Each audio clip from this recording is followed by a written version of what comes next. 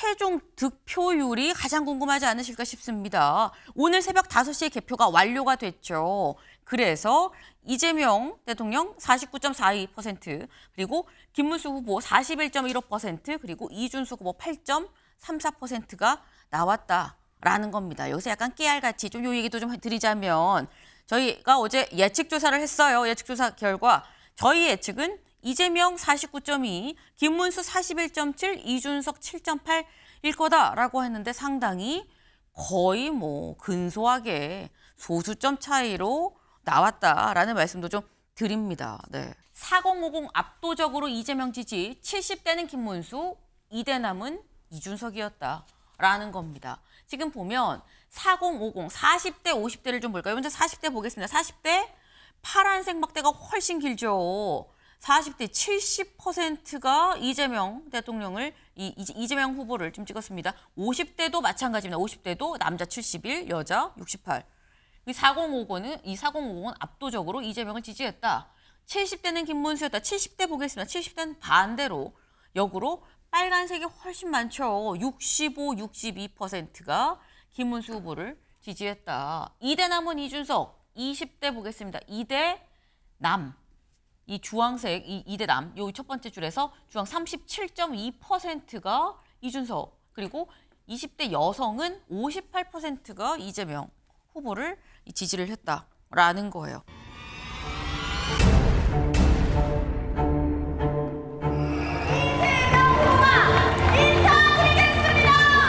진짜 대한민국으로 나아갈 준비 여러분은 되셨습니까?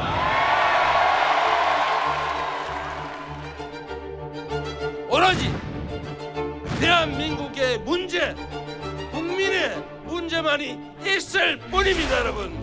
대선 승리 저는 준비되어 있습니다. 여러분은 어떻습니까? 자신 있습니까?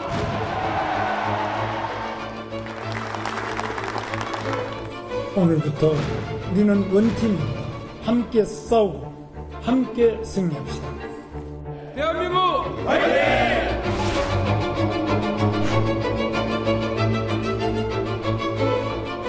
저는 간다면 끝까지 갑니다. 좌도 아니고 우도 아니고 앞으로 갑시다. 끝까지 이준석 그리고 개혁신당의 이름으로 반드시 승리할 것입니다. 함께 해주시겠습니까?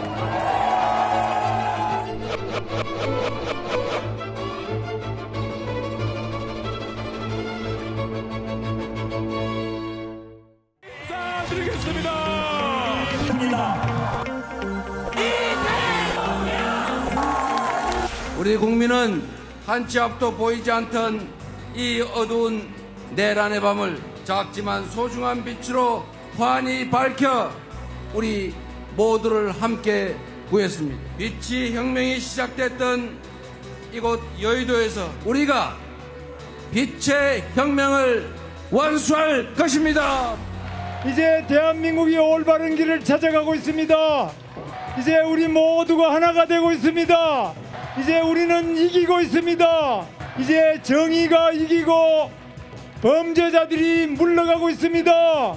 여러분의 깨끗한 한 표 한 표가 새로운 역사를 창조할 것입니다. 이런 좋은 기회를 놓고 왜 기호 1번과 기호 2번의 치킨 게임 속에서 우리 유권자들이 선택해야 한단 말입니까? 기호 4번을 보면 길이 분명히 보입니다. 좌도 우도 아니고 앞으로 가는 길이 보이지 않습니까, 여러분? 힘을 모아서 이재명 후보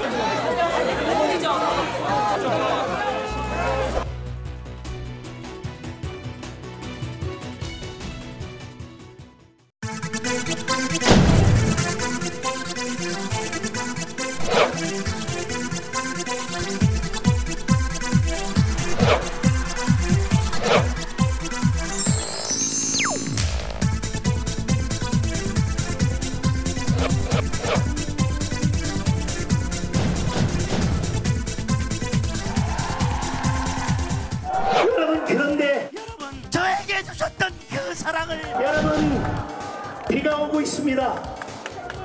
비가 오더라도 김문수 함께 해주십시오, 여러분. 안녕하세요. 안녕하세요. 안녕하십니까. 모두가 나설 것입니다. 준비됐나? 됐나? 개명이가 나비가 약간 그 헌화사투리 원조로 해보는 것이요. 제가 투표하겠시오. 잘 봐주셔요. 시작!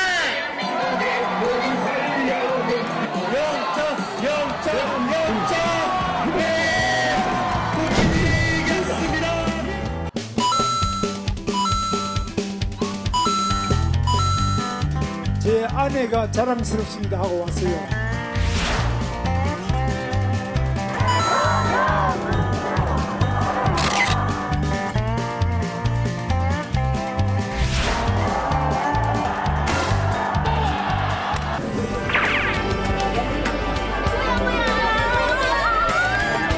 살펴보면서 과연 이분들은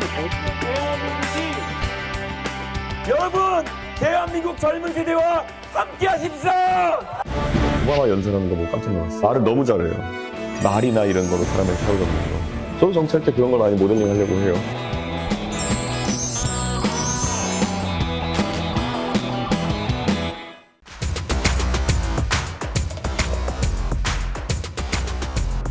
대선 주자들의 굴곡진 인생사 한눈에 정리해드립니다. 먼저 더불어민주당 이재명 후보입니다.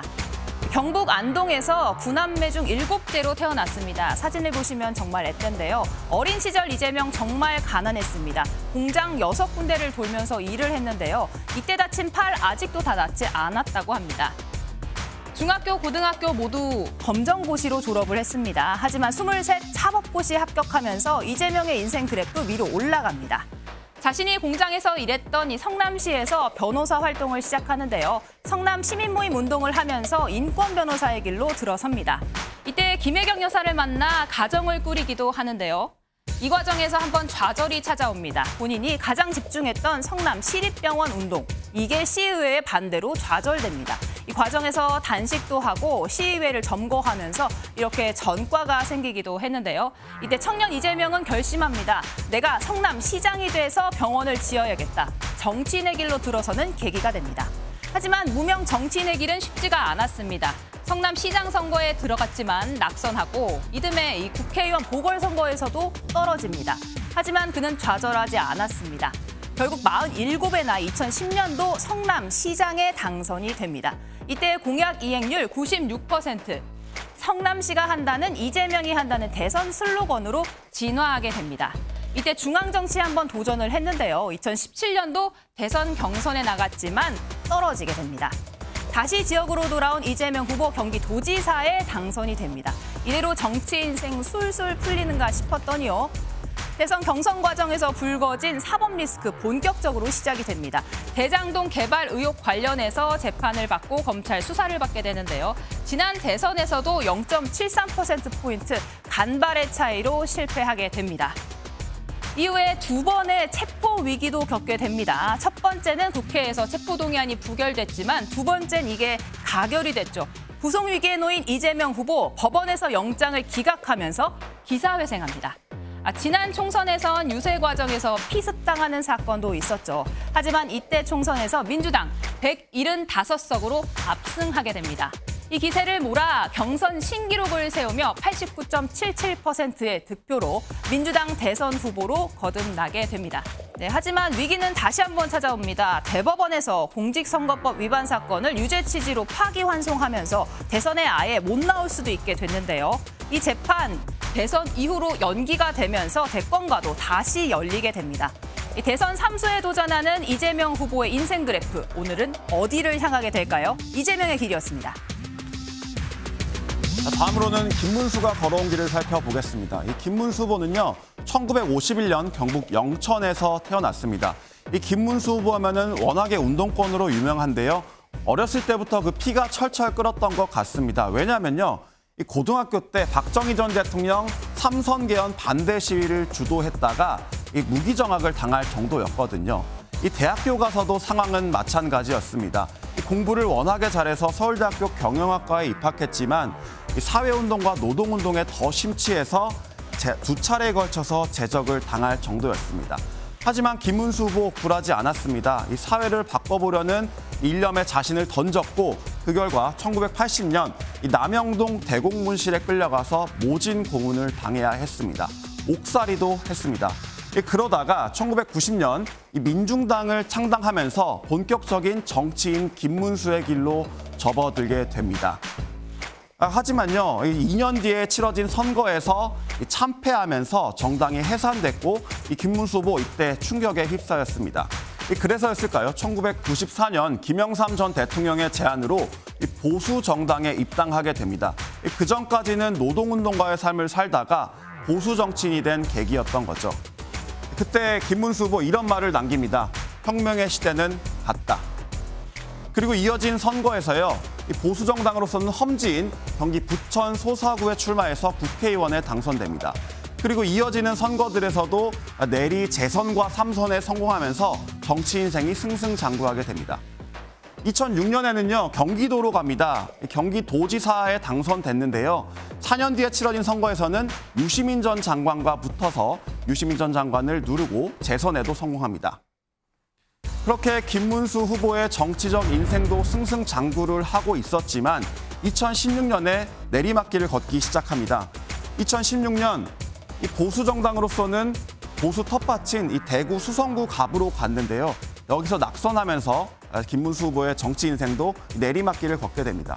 2018년에는 서울특별시장에도 출마를 했는데 여기서도 똑같이 떨어졌습니다. 그 이후부터는요, 이 전광훈 목사와 함께 창당을 하거나 다소 강경한 발언들을 쏟아내면서 이때부터 아스팔트 보수라는 이미지도 갖게 됐습니다.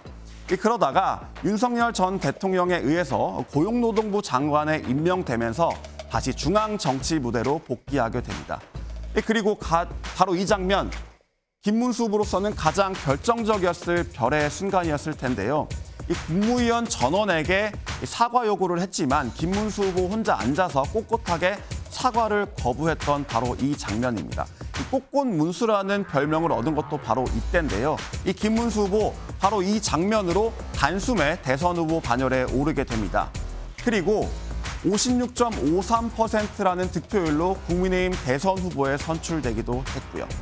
물론 시련은 있었습니다. 이 한덕수 전 총리와의 단일화에 실패하면서 이 대선 후보 선출 취소 위기에도 있었지만요. 김문수 후보 끝까지 버텼고요. 결국 극적으로 전당원 투표로 후보직을 유지할 수 있게 됐습니다. 이 좌우를 넘나들었던 김문수 후보, 그 길에 대통령이 있을지 오늘 밤 결정됩니다. 다음으로 이준석 후보입니다. 이준석 후보는요, 1985년 서울에서 태어났습니다. 이준석 후보는 올해 만 40세가 됐는데요. 대선 후보 출마 자격이 생기자마자 바로 출마를 선언한 케이스입니다. 이준석 후보는요, 어렸을 때부터 상당히 머리가 좋았던 것 같습니다. 서울 과고를 조기 졸업하고 미국 하버드 대학교에 진학했거든요. 본인이 국비 장학생으로 유학을 다녀왔다 보니 어렸을 때부터 교육에 관심이 상당히 많았습니다. 그래서 하버드대에서 돌아온 뒤에 이 교육 봉사를 했는데 바로 이때 박근혜 전 대통령의 눈에 들었습니다. 그래서 2011년 박근혜 후 한나라당의 비상대책위원으로 전격 발탁됩니다. 이때 나이가요, 이준석 후보 26세에 불과했습니다. 상당히 파격적인 인사였습니다. 그리고 5년 뒤에 자신의 고향 상계동에 있는 서울 노원병으로 가서 국회의원 선거에 출마했습니다. 그때 맞붙었던 상대가요, 정치적으로는 애증의 관계에 있다고도 할 수 있는 안철수 후보였습니다. 이때 이준석 후보 31.3%의 득표율로 아쉽게 낙선했는데요. 그러면서 다음의 선거, 그 다음 선거까지 내리 낙선을 하면서 이때 마이너스 3선이라는 별명까지 얻게 됐습니다. 그렇게 이준석 후보의 정치 행보가 하향하고 있나 싶었지만요. 반전의 계기가 돌아옵니다. 바로 2021년 국민의힘 초대 당대표에 당선된 겁니다. 이때 이준석 후보의 나이가 고작 36살이었습니다. 하지만 당대표의 길은 쉽지만은 않았습니다. 윤석열 전 대통령과 갈등을 맺으면서요. 결국 당대표 직무 정지가 됐고요. 결국 쫓겨나다시피 국민의힘을 나오게 됐습니다. 그리고는 제3지대로 갔습니다. 2023년 개혁신당을 창당하면서 이 제3지대 정치인으로 거듭나게 됐는데요. 그러고는 작년의 일이죠. 2024년 경기 화성시 을로 가서 보란 듯이 국회의원 선거에 당선되면서 국회에 처음으로 입성하게 됩니다. 제3지대에서는 처음에는 쉽지 않았습니다. 이 허은하 전 개혁신당 대표와 내용을 겪기도 했지만요. 이어지는 비상계엄 국면에서 윤석열 전 대통령을 강하게 비판하면서 조기 대선에 출마했습니다. 처음에는 쉽지 않았습니다. 이 지지율이 낮아서 고전했는데요. 특히 김문수 후보의 단일화 이슈에 발목이 잡히기도 했는데요. 하지만 본인의 강점이죠. TV토론 이후에는 지지율이 상승하는 추세에 접어들었습니다. 그리고 이준석 후보는 오늘 만 40세의 나이로 대통령이 되는 꿈을 꾸고 있습니다. 그 꿈이 현실로 이뤄질지는 오늘 밤 결정됩니다. 지금까지 새 후보가 걸어온 길이었습니다. 네, 여기는 터치스크린입니다. 시간은 없고 갈 곳은 많고 똑같은 선거운동 기간 후보별로 어떻게 활용했을지 궁금하시죠? 저희가 지도로 만들어봤습니다. 저희가 후보들의 공식 유세 일정만 뽑아서요. 이렇게 지도로 만들어봤습니다. 많이 갈수록 진하게 표시를 해봤더니 눈에 띄는 게 있죠. 세 후보 모두 수도권을 공략했습니다. 이재명 후보는 경기도를 16번, 김문수 후보는 마찬가지로 경기도를 30번, 이준석 후보는 서울을 20번 방문합니다. 세 후보들 모두 수도권을 공략한 건데요. 사실 이번 대선에서요. 수도권에 걸려있는 표만 2,200만 표가 넘습니다. 전체 유권자가 4,400만 명인 걸 감안하면 절반 가까이가 수도권에 몰려 있는 거죠. 짧은 기간 유권자 최대한 많이 만나야 하는 후보들 수도권을 올인할 수밖에 없는 겁니다. 그런데 저희가 조사를 하다 보니까 이 후보별로 다른 점도 눈에 띄더라고요. 한 명씩 가볼까요? 먼저 이재명 후보입니다. 이재명 후보의 동선을 좀 간략화해서 그려보면요. 이렇게 U자형을 띠더라고요. 다른 두 후보들에 비해서는 좀 지역을 고루고루 다녔습니다. 하지만 눈에 띄는 점이 있죠. 바로 민주당 후보인데도 호남보다는 영남에 공을 많이 들였습니다. 호남 10번 가는 동안 영남 13번 갔습니다. 이재명 후보의 전략 확장입니다. 이재명 후보는요, 이번 대선에서 중도 외연 확장을 전면에 내세웠죠. 선대위에 보수 인사들 굉장히 많이 합류를 시켰고요. 또 실제로 영남을 먼저 찾아갑니다. 호남은 5.18 기념식을 기점으로 한 4일 정도 연속해서 머문 것 외에는 다시 찾지 않았지만 선거 이튿날에 바로 대구 가고요. 선거 전 마지막 주말까지 이곳 영남권에 상당히 공을 들입니다. 이재명 후보 고향이 안동이죠. 특히 이 TK 지역 굉장히 공을 많이 들이는데요. 이번 선거에서 TK 지역 30%대 목표하고 있습니다. 실제로 몇몇 여론조사에서는요, 이 30%대가 나오기도 했거든요. 민주당의 기대감 조금씩 커지는 상황입니다. 반면에 김문수 후보 볼까요? 반면에 김문수 후보는 압도적으로 텃밭인 영남권의 색깔이 많이 칠해져 있죠. 호남 2번 갈 동안 영남 31번 갔습니다. 15배가 넘습니다. 보수 결집에 주력한 겁니다. 김문수 후보의 전략 안방 사수형입니다. 김문수 후보의 전략에는요, 사실 배경이 좀 있습니다. 다른 두 후보들에 비해서는 대선 스타트가 가장 늦었고 또 당시 국민의힘 후보 교체론 겪으면서 내홍, 그러니까 보수가 분열되는 거 아니냐 이런 우려 있었거든요. 그렇다 보니 선거 시작하자마자 집도끼부터 확실하게 잡고 간다는 전략, 이 지도에서부터 보이는 겁니다. 또 선거 중반쯤 지나면서요, 김문수 후보의 지지율이 이 TK 지역, 보수의 텃밭인데 TK 지역에서 50%대가 무너졌다는 조사도 나왔거든요.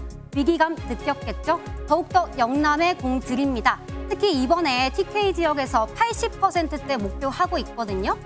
보수의 야성 지킬 수 있을지 주목할 부분이고요. 마지막으로 같은 보수 진영인 이준석 후보 한번 볼까요?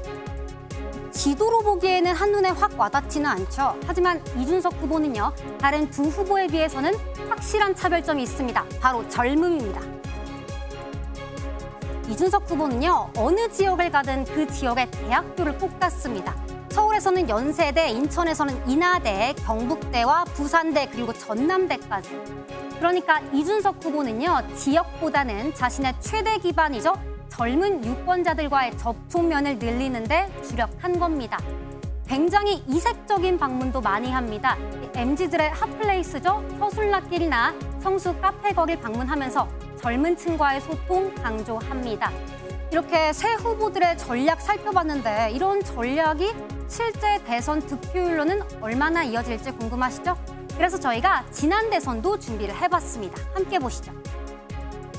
지난 대선 보니까 일단 이번 대선이랑 똑같이 두 후보도 당시에 수도권에 공을 많이 들였네요. 당시에 굉장히 치열했죠. 선거 직전까지 누가 우세한지 알 수 없었습니다. 그러다 보니 이 두 후보들 모두 중도 표심이 절실했습니다. 수도권 공략할 수밖에 없었습니다. 하지만 들여다보면요. 이재명 후보는 당시에도 호남보다는 영남권에 공을 많이 들였습니다. 호남 6번 갈 동안 영남 13번 갔습니다. 거의 2배가 넘죠. 당시에도 자신의 고향 굉장히 어필하면서요. 저 TK 출신 민주당 대통령 되겠다고 강조했습니다. TK에서 30%대 목표를 했는데요. 실제는 20%대 초반에 머무르죠. 하지만 자신의 고향인 안동에서는요. 29%라는 높은 득표율 기록합니다. 반면에 윤석열 후보 한번 볼까요? 압도적으로 보수 텃밭인 영남권에 색이 많이 칠해져 있긴 합니다. 33번 방문했네요. 그런데 제 눈에 띈 거는요. 이재명 후보만큼이나 호남에 많이 공을 들였다는 겁니다. 이재명 후보 6번 갔는데 윤석열 후보 5번 갔습니다. 거의 차이가 없습니다. 윤석열 후보 당시에 보수 진영으로서는 처음으로 배로만 4시간이 넘게 걸리는 전남 신안까지 찾아갑니다. 김대중 전 대통령의 생가죠. 당시에 호남에서 20%대 목표를 했었는데 실제로는 12%대 초반을 기록합니다. 하지만 이 득표율이요. 보수 진영으로서는 역대 최다 호남 득표율이었습니다.